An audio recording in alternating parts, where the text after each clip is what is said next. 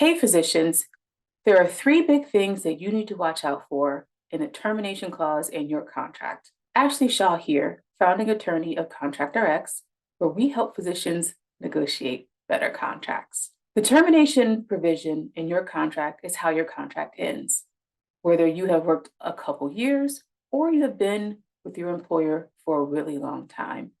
The termination section of your contract gives you all the information you need on how that contract will end. The first thing you need to watch out for is the required number of days of notice you have to give to resign.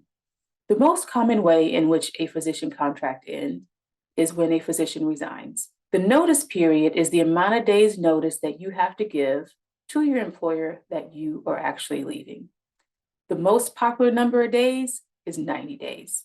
The second thing to watch out for in a termination clause in your physician contract is whether there are any penalties or consequences for failing to give the number of days of notice required in the contract. Sometimes a physician contract will include a penalty for when a physician does not give the required amount of notice under that contract.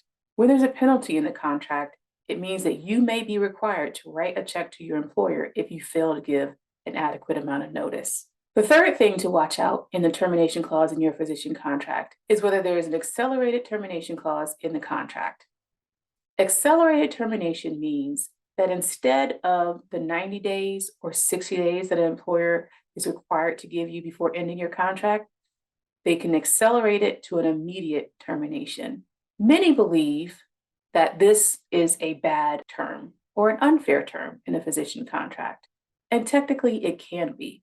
However, there are instances in which an accelerated termination clause is not that bad. If your employer includes language in your termination clause that they will pay you the 90 days instead of you working the 90 days, that's a pretty good deal. I hope you enjoyed learning more about what to watch out for in the termination provisions in your contract. Want to learn more about what else to watch out for? Click the link below, book a free consultation.